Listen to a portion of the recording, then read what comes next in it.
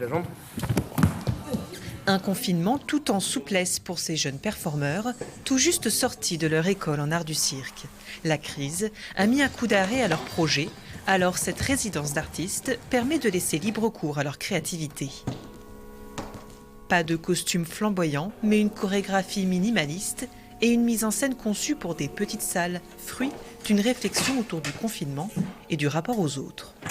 Pour moi, c'est une recherche d'utopie de vivre ensemble, quelles que soient nos différences, en fait, quels que soient nos passés, nos présents.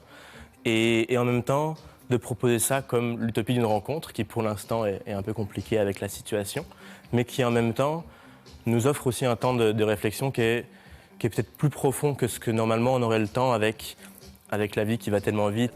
Une initiative salutaire pour ces deux circassiens, privés de public depuis plusieurs mois. Le fait de pouvoir avoir des résidences, tout le monde se rend compte que c'est nécessaire, que c'est important, que même à l'intérieur des institutions, on en a envie en fait. Tout le monde en a envie. C'était quand même assez agréable de voir post-premier confinement les gens revenir au spectacle, les gens revenir au cinéma et être hyper émus, quoi.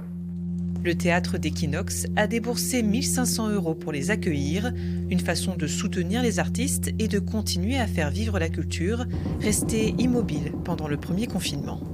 Nous offrons ce studio, nous offrons des conditions techniques, c'est-à-dire que les régisseurs sont venus installer de la lumière, du son, etc. Donc on leur offre un lieu qui est en état de marche. Et je trouve qu'on est un endroit un peu particulier qui est celui de dire ne soyons pas forcément très productifs, soyons plutôt dans la recherche. Et là, je pense qu'une scène nationale peut se permettre cela.